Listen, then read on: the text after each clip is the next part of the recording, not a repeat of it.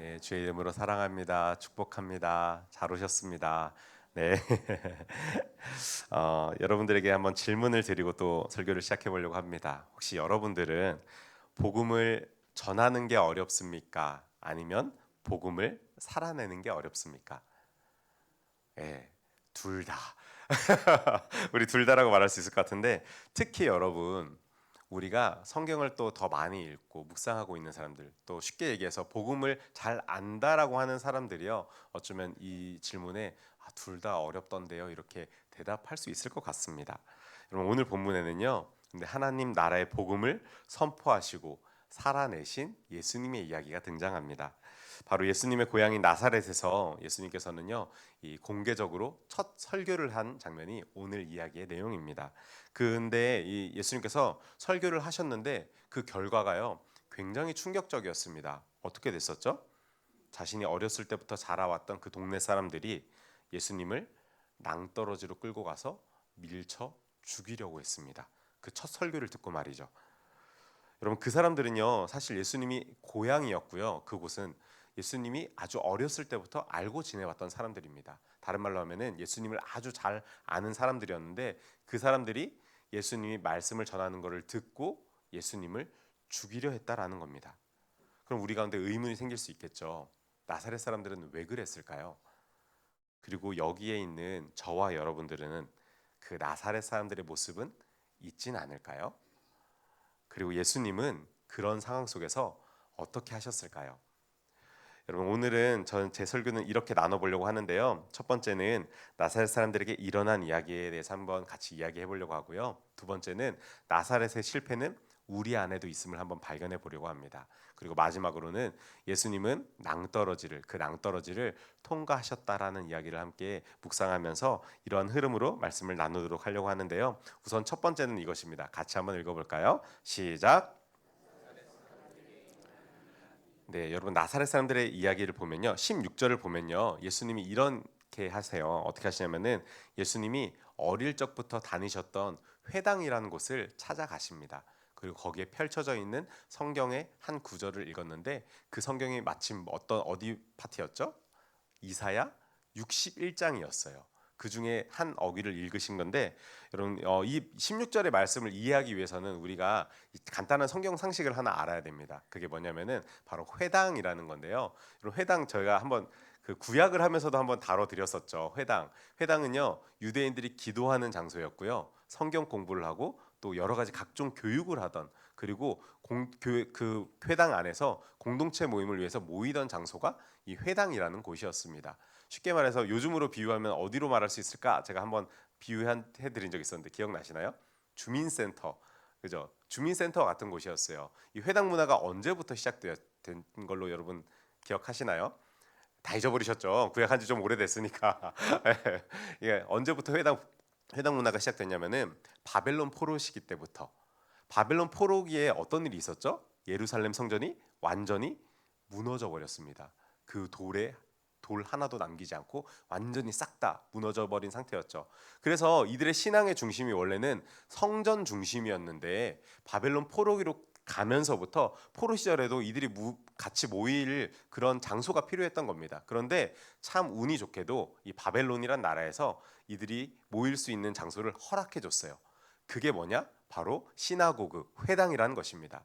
그래서 이 바벨론 포로 시기 때부터요. 이 사람들이 회당에 모이기 시작하면서 그곳에서 성경 공부도 하고 그리고 예배도 드리고 함께 서로 정보도 나누고 그리고 후대의 후학들을 양성하는 그런 아주 총체적인 기관이 바로 이 회당이라는 곳이었어요.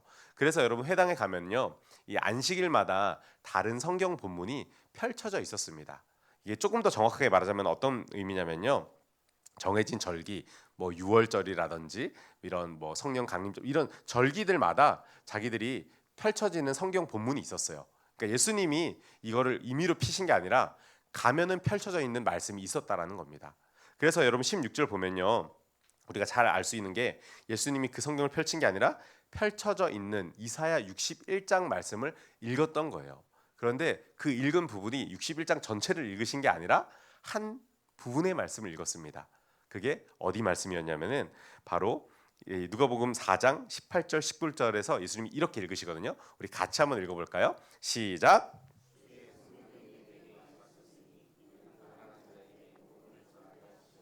내게 기름을 부으시고 나를 보내사 포로된 자에게 자유를 다시 보게 함을 전파하며 눌린 자를 자유롭게 하고 주의 은혜의 해를 전파하게 하려 하심이라. 아멘. 여러분, 이 말씀은요, 바벨론 포로기에 있었던 이스라엘 백성들에게 메시아를 예언해 주는 말씀이었습니다. 메시아가 올 때는 이런 일들이 벌어질 거야. 너희가 포로되었지만 자유가 될 것이고, 눈먼 자들은 다시 보게 될 것이고, 눌린 자들은 자유롭게 하고, 주님의 그 은혜해가 선포되어지는 그날은 곧 메시아가 너희에게 오는 날이다. 이 말씀을 이사야서에서 말하고 있었던 겁니다. 그래서 예수님은요, 이 말씀을 딱 읽으시고요, 그 성경을 덮으시고 책 맡은 사람한테 전해 주셨던 거죠. 전해 주시고 딱 자리에 딱 앉으셨더니 그 안에, 회당 안에 있었던 많은 사람들이 예수님을 자연스럽게 쳐다보면서 시선이 딱 집중이 될 수밖에 없었던 거죠. 그때 예수님께서 그들 가운데 이렇게 말씀하신 겁니다. 이 글이 오늘 너희 귀에 응하였느니라. 이 길이 너희 귀에 오늘 응하였느니라. 여러분, 이 말씀이 무슨 말입니까? 수백 년을 기다려온 약속의 말씀이 지금 여기서 이루어졌다라는 예수님의 선포가 담긴 겁니다. 즉, 너희가 기다리던 메시아가 바로 나다. 직접적으로 예수님이 자신이 메시아이심을 밝히시면서 그들에게 선포하신 말씀이었던 겁니다. 여러분, 이 말씀을 들었던 사람들의 반응은 어떻습니까? 우리 22절 같이 한번 읽어볼까요? 시작. 그 입으로 나오는 바 은혜로운 말을 놀랍게 여겨 이르되 이 사람이 요셉의 아들이 아니냐. 아멘. 여러분, 이렇게 사람들이 반응이 있었거든요. 여기에는요, 두 가지 반응이 나옵니다. 첫 번째는 뭐죠? 은혜로운 말을 놀랍게 여겼다. 여러분, 이거는요, 이 사람들이 예수님의 말씀을 딱 듣는 순간 감탄을 한 겁니다. 와, 그래, 주님이 오신다고? 그게 너라고? 하면서 정말 예수님의 말씀을 듣고 감동을 받았던 겁니다. 그런데 곧바로 이어지는 말씀, 뭐라고 하고 있죠? 이 사람이 요셉의 아들이 아니냐. 여러분, 이 사람이 요셉의 아들이 아니냐, 이 말은요, 감탄과 불신이 동시에 공존하는 아주 복합적인 반응이었습니다. 왜 그랬을까요? 말씀 자체에는 너무 감동을 받았습니다. 그래, 주님의 은혜가 우리에게 임해야 돼. 지금 로마로부터 압제당하는 우리가 벗어나려면은 우리에게 메시아가 와야 돼 하는 그 말씀에 감동을 받았는데, 순간 자기 머릿속에 저장된 정보가 딱 올라온 겁니다. 잠깐, 저 사람 내가 어렸을 때부터 알던 사람인데 요셉 아들 아니야? 예수란 사람이잖아. 그런 정보가 그들의 마음속에 팍 들어온 겁니다. 여러분, 여기서 중요한 포인트가 있는데요, 바로 감탄하고요, 믿음은 다르다라는 겁니다. 나사렛 사람들은요, 이 말씀에 감동했습니다. 그런데 그 감탄이 믿음으로 착지하기 직전에 요셉의 아들이라는 정보가 그들의 믿음을 막아서게 된 겁니다. 복음의 감동은 있었는데 그 복음 앞에 무릎을 꿇지는 않았던 겁니다. 여러분, 이러한 그들을 향해서 예수님이 속마음을 꺼내십니다. 23절 말씀 같이 한번 읽어볼까요? 시작.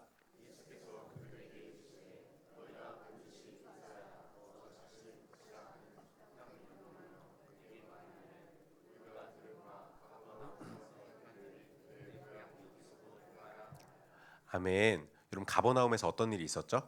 우리 지난주 말씀이었죠. 왕의 신하였던 그 아들을, 죽음 가운데 있었던 아들을 살리신, 말씀 하나로 살리신 그 이야기가 이 갈릴리 지역, 온 지역에 소문이 퍼졌던 겁니다. 그게 어디까지요? 바로 나사렛, 예수님의 고향까지 퍼졌던 것이죠.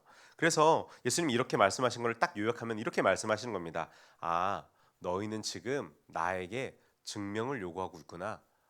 네가 메시아라는 증거를 나에게 보여달라고 말하고 있구나. 이렇게 말씀하고 계신 겁니다. 그런 그들에게 예수님께서는요, 엘리야와 엘리사의 이야기를 꺼내 드십니다.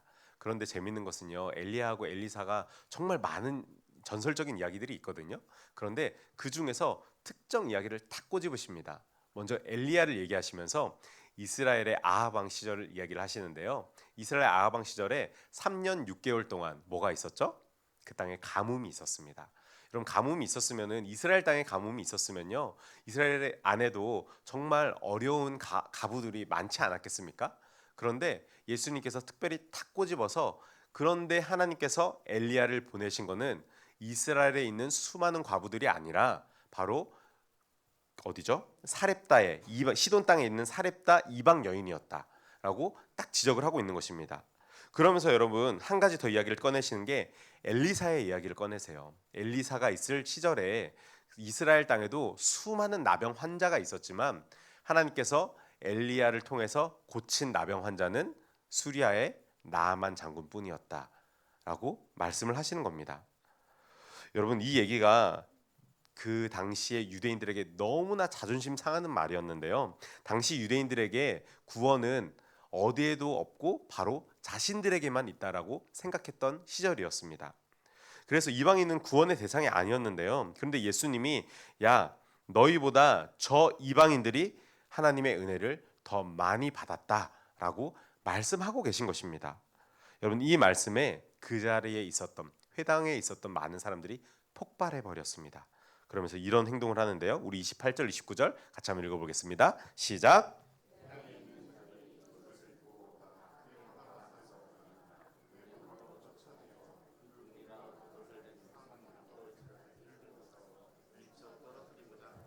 아멘. 여러분 어떻게 하죠?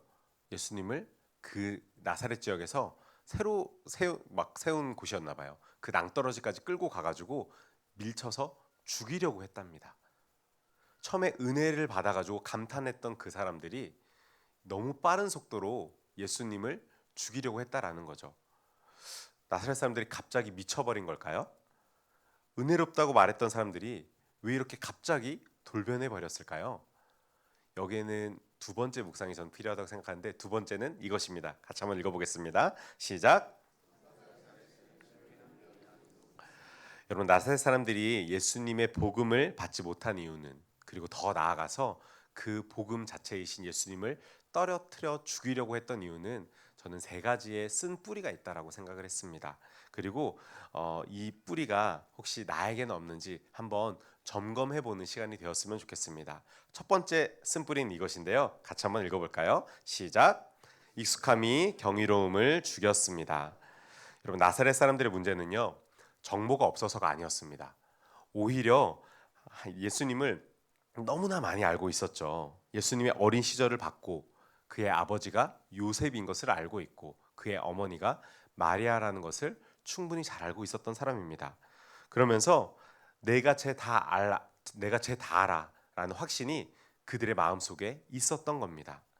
여러분 신학자 루돌프 오토라는 사람이요 자신의 책 성스러움의 의미라는 곳에서 하나님을 마주한 경험에 대해서 누미노제라는 단어를 사용하거든요. 누미노제. 이 누미노제가 무슨 뜻이냐면은 전율하게 하는 거룩한 신비감. 이것을 누미노제라고 표현합니다. 신학적으로. 그런데 이 거룩하게 정말 하나님을 마주하게 되는 순간 세상에서 경험해 보지 못한 그 짜릿함, 전율, 감동스러움 그것을 누미노제라고 표현하는데 그런데 그 신비감을 나사렛 사람들이요 예수님을 내가 이미 다 안다라고 말한 그 순간 완전히 그 신비감이 증발해 버린 것입니다.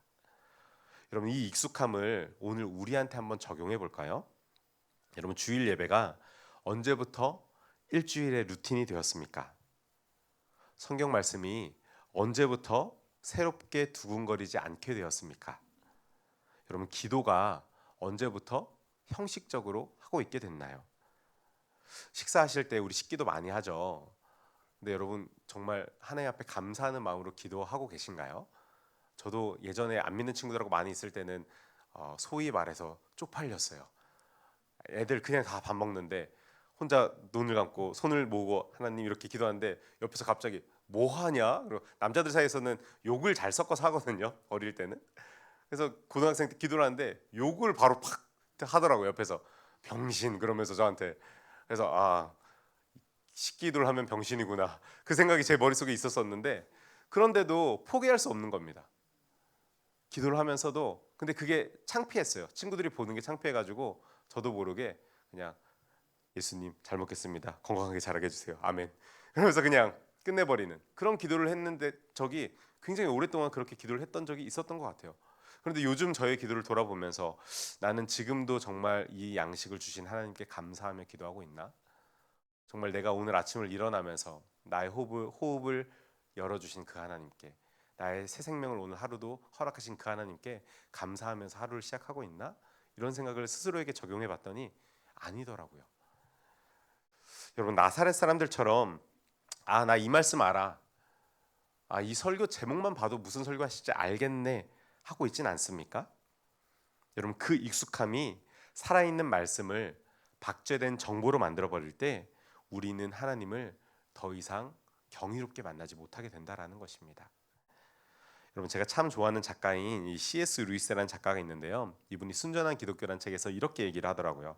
사탄은 우리를 충격적인 죄에 빠뜨려서 무너뜨리는 것보다 아무 일도 일어나지 않는 미지근한 신앙 안에 그냥 머물게 하는 것을 훨씬 더 선호한다. 여러분, 동감하십니까?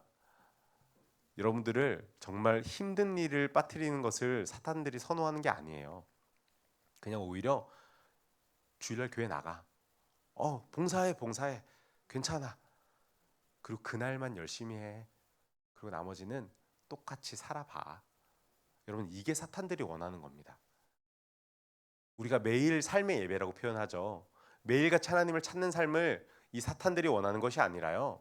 사탄들은 아주 전략적으로 교회 나가게 합니다. 말씀 듣게 합니다. 예배 듣게 합니다. 의로움을 하게 합니다. 그러면서 너 되게 의로운 사람이야. 근데 왜 교회에서 말씀으로 널 의롭다 하지 않아? 그거 널 정죄하는 거야. 그 말씀 듣지 마. 그 교회는 안 되겠다. 야, 다른 교회 가. 교회를 쉽게 옮기게 하고, 사탄들은요, 여러분, 우리보다 훨씬 똑똑한 존재라는 걸 우리가 인정을 해야 돼요. 우리가 하나님께로 나아가지 못할 방법을 수십 수백 가지를 우리한테 적용을 해버립니다. 그런데 우리가 평범하게 살아가는 것, 그것을 사탄들이 정말로 원한다라는 것입니다. 여러분, 기억하세요. 신앙의 가장 강력한 적은요, 불신이 아닙니다. 우리 가운데 불신이 들고 어려움이 닥치고 고난이 닥치면요, 우린 하나님 찾습니다. 기도합니다. 말씀 봅니다. 예배 자리에 나아갑니다.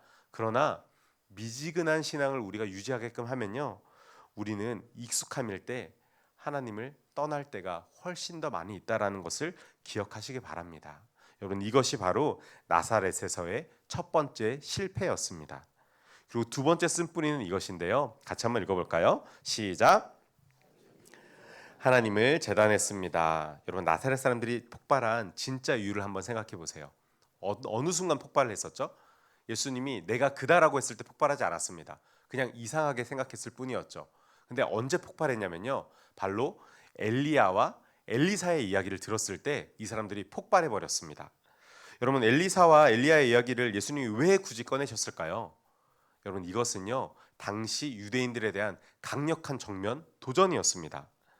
당시 유대인들에게 이방인은 구원의 대상이 아니었습니다. 오히려 멸시의 대상이었죠. 그런데 예수님이요, 너희보다 저 이방인들이 더 큰 은혜를 받았다라고 말씀하시는 순간 이건 유대인들에게 너무나 충격적으로 다가왔던 겁니다.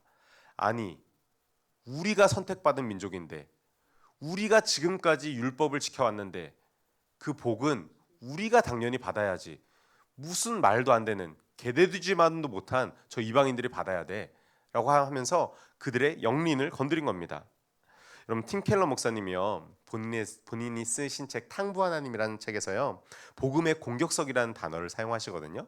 이렇게 적용을 하십니다. 복음의 가장 큰 공격성은 도덕적으로 성실하게 살아온 사람들의 자존심을 무너뜨리는 것이다. 이 탕부 하나님이란 책이요, 그 탕자의 이야기가 들어 있습니다.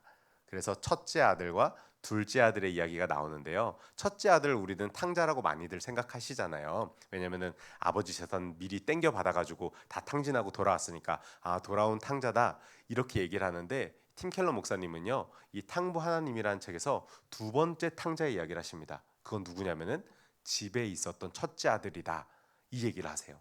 첫째 아들도 집에 있으면서 누릴 것 다 누리면서 아버지에게 열심히 하는 것처럼 보였지만 결국에 이 마음속에서도 도망갔던 둘째 아들과 똑같이 아버지의 재산을 탐하는 마음이 결국엔 첫째 아들에게도 있었다라는 겁니다. 그런 의미에서 첫째 아들도 마음이 아버지에게서 떠난 사람이었기 때문에 두 번째 탕자였다라고 얘기를 하는데요. 이 둘째 아들을 향해서 이렇게 얘기를 하는 겁니다. 첫째 아들이죠. 첫째 아들에 대해서 이렇게 이야기를 하신 건데, 첫째 아들은 자기는 의롭다고 생각했습니다. 나는 완전하다고 생각했고, 나는 내 집에서, 아버지 집에서 내가 열심히 일을 안 한 적이 어디 있습니까? 내가 정말 최선을 다했고 아버지가 하라는 대로 했고 아버지의 말씀에 순종했는데, 왜 저 아들이 돌아왔을 때 나한테는 소 한 마리 잡아준 적 없으면서 저 아버지 재산을 다 탕진하고 돌아온 저 녀석 때문에 아버지 이렇게 잔치를 벌이십니까? 저 속상해서 아버지 집에서 못 살겠습니다. 그렇게 말했던 그 첫째 아들을 향해서 아버지께서 말씀하시죠. 예, 이미 내 것은 다 네 것이었잖니. 이내 아들이 돌아옴이 기쁘지 않니? 왜 돌아온 아들 때문에 네가 속상해하고 있니? 라고 말하지 않습니까? 여러분, 그 첫째 아들을 향해서 이 복음이 그 첫째 아들에게 들어온 순간 그 첫째 아들이 완전히 무너져 버렸다라는 것을 의미하고 있는 것입니다. 여러분, 복음은요, 너는 괜찮아 하고 다독이는 메시지가 아니라요, 네 의로움은 하나님 앞에 한 발자국도 설 수 없어. 너의 의로움으로는 너 스스로는 하나님 앞에서 단 한순간도 설 수 없어라고 강력하게 선언하고 있다라는 것입니다. 여러분, 이 놀라운 사실을 정면으로 마주하게 하는 메시지가 바로 복음이라는 것인데요. 여러분, 우리 안에는 어떻습니까? 나는 오래 믿었으니까, 나는 헌신도 정말 많이 했으니까, 나는 나름 착하게 살았으니까, 이러한 이유로 하나님이 나에게 더 잘 해주셔야 한다라는 기대, 그리고 내 기준으로 하나님을 평가하는 그러한 태도. 여러분, 나는 나사렛 사람들과 얼마나 다릅니까? 여러분, 바울은요, 로마서 3장 23절에 이렇게 이야기를 합니다. 모든 사람이 죄를 범하였음에 하나님의 영광에 이르지 못하였더니. 여러분, 이 말은 무슨 말입니까? 바울도, 저도, 여러분도, 오래 믿은 사람도, 갑자기 믿은 그 사람도 예수 그리스도의 은혜 없이는 모두 다 죄인이라는 겁니다. 여러분, 그런 죄인들이 의롭다고 착각을 하고 있었다라고 이 두 번째 쓴뿌리에서 말하고 있는 것입니다. 세 번째 쓴뿌리는 이것인데요. 같이 한번 읽어볼까요? 시작. 여러분, 익숙함과 자기 기준이라는 뿌리가 내 안에 박히자마자요, 결국에는 마지막에 복음이 불편해지는 겁니다. 이 첫 번째 쓴뿌리와 두 번째 쓴뿌리가 내 안에 자라나고 있을 때 결국은 복음이요, 나한테 은혜롭고 감사하고 좋은 그런 메시지가 되는 게 아니라, 굿뉴스가 아니라요, 정말 불편하고 아주 나를 즐겁지 못하게 하는 배드 뉴스가 되는 겁니다. 여러분, 나사렛 사람들은요, 처음엔 은혜롭다고 했습니다. 그런데 그게 자기한테 좋은 이야기, 자기를 세워주는 이야기를 들을 때의 반응이었고요. 그런데 그 말씀이 자기 자존심을 건드리고 자기 기득권을 흔들게 되자 그들의 반응은 분노로 돌변하게 됐던 겁니다. 여러분, 한번 생각해 보세요. 요즘 내가 좋아하는 말씀 구절은 어떤 말씀입니까? 정말 내가 캐치프레이즈처럼 잡고 있는 말씀은 어떤 말씀입니까? 그리고 여러분, 어떤 설교를 들을 때 너무 좋다라고 들으시나요? 나를 위로해주고 격려해주고 나는 괜찮다고 말해주는 설교 아닙니까? 여러분, 물론 말씀을 통해서요, 우리가 위로를 얻는 거 맞습니다. 우리가 말씀을 통해서 격려를 받아야 되는 거 맞습니다. 복음이요, 이런 역할을 합니다. 무너진 자리에 있는 사람들을 세우게 되는 것, 복음이 그런 역할을 하는 거 맞습니다, 여러분. 그런데 나를 불편하게 하는 말씀을 내가 마주하게 될 그때에, 내 삶을 건드리는 말씀을 내가 마주하고 있는 그때 여러분, 나는 어떻게 반응하고 있냐는 것입니다. 나사렛 사람들은요, 복음이 불편해서 복음을 낭떠러지로 밀어서 죽여버리려고 했습니다. 여러분, 혹시 이 모습이 우리의 모습은 아닐까요? 그런데 여러분, 여기서 우리가 주목해 보아야 할 것이 딱 한 가지 있습니다. 그것이 뭐냐면요, 바로 나사렛 사람들과는 다른 예수님의 행동입니다. 우리 세 번째 묵상으로 넘어가겠습니다. 세 번째는 이것입니다. 읽어보겠습니다. 시작.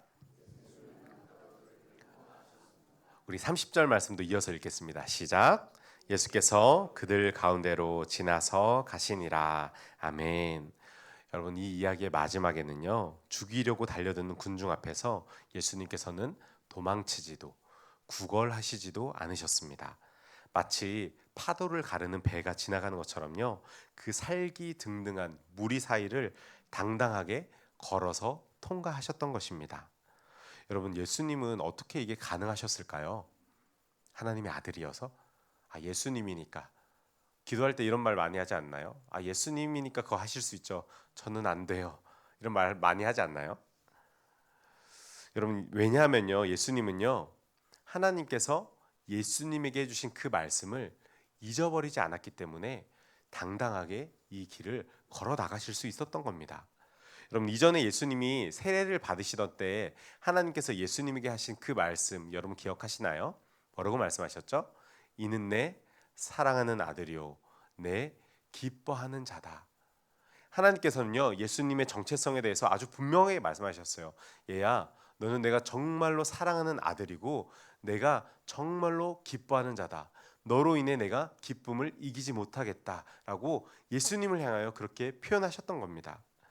여러분 사람들은요 예수님을 향해서 야 너는 요셉의 아들이잖아 라고 말을 하면서 예수님의 가치를 깎아내렸습니다. 그러나 예수님께서는요 하나님의 말씀에 뿌리를 내리고 계셨기에 그 사람들의 평가에 대해서 사람들의 말에 대해서 잡다한 소음에 대해서 신경 쓰지 않으시고 아니 나는 하나님이 선택한 아들이야. 하나님께서 나를 사랑하시고 나를 기뻐하셔 라는 말씀을 마음에 품으며 그 길을 모욕하는 그 길을 당당하게 걸어 나가셨던 겁니다. 여러분 우리 역시 마찬가지입니다. 사실 우리는요 스스로 내 안에 쓴뿌리를 제거할 능력이 없습니다. 우리는 여전히 나사렛 사람들처럼 주님을 밀쳐내기에 바쁜 삶을 살아가고 있습니다. 그런데 놀라운 사실은요 그런 우리를 위해서 예수님이 먼저 그 낭떠러지를 지나가셨다라는 겁니다. 여러분 우리는 그 예수님을 따라서 내 안의 소음이 아니라 하나님의 음성을 듣고 따라갈 때에 우리가 마주하는 인생의 낭떠러지 앞에서도 우리도 예수님처럼 평온하게 그 길을 걸어 나아갈 수 있다라는 것입니다. 여러분 이제 오늘 말씀을 정리하며 사랑하는 우리 청년들 그리고 오늘 예배에 오신 우리 성도 여러분 우리가 앞으로도 인생을 살아갈 때 세상은 세상의 잣대로 여러분을 흔들 것입니다. 그때 우리는 오늘 예수님이 하신 모습을 기억해야 합니다. 예수께서 그들 한가운데로 지나서 가시니라. 여러분 바라기는 나사렛의 쓴 뿌리는 잘라내고 하나님의 말씀에 뿌리 내리시기 바랍니다. 그리고 그 뿌리가 우리 안에 깊이 박혀 있다면은 우리는 어떤 낭떠러지 앞에서도요 당당하게 걸어 나아갈 수 있다라는 것입니다. 여러분 정말 바라기는 주의 말씀에 뿌리 내리는 저와 여러분들이 되시기를 주의 이름으로 축원합니다. 기도하겠습니다.